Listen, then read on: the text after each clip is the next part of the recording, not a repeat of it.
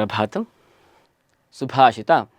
ಅಷ್ಟಾದಶ ಪುರಾಣೇಶು ವ್ಯಾಸಸ್ಯ ವಚನದ್ವಯಂ ಪರೋಪಕಾರಃ ಪುಣ್ಯಾಯ ಪಾಪಾಯ ಪರಪೀಡನಂ. ಅರ್ಥ, 18 ಪುರಾಣಗಳನ್ನು ಬರೆದಿರ್ತಕ್ಕಂತಹ ವ್ಯಾಸ ಮಹರ್ಷಿಗಳ ಆಶಯ ಎನ್ನುವಂಥದ್ದು ಒಂದೇ.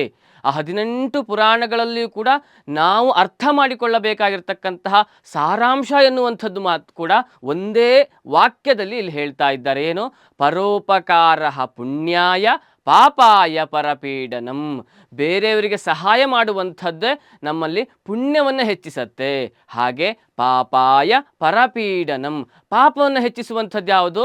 ಬೇರೆಯವರಿಗೆ ಪೀಡಿಸುವಂಥದ್ದು, ತೊಂದರೆ ಕೊಡುವಂಥದ್ದು. ಎರಡು ಮುಖ್ಯವಾದ ವಿಚಾರವನ್ನೇ 18 ಪುರಾಣಗಳಲ್ಲಿಯೂ ಕೂಡ ವ್ಯಾಸ ಮಹರ್ಷಿಗಳು ಉಲ್ಲೇಖ ಮಾಡಿರ್ತಕ್ಕಂಥದ್ದು. ಧನ್ಯವಾದ.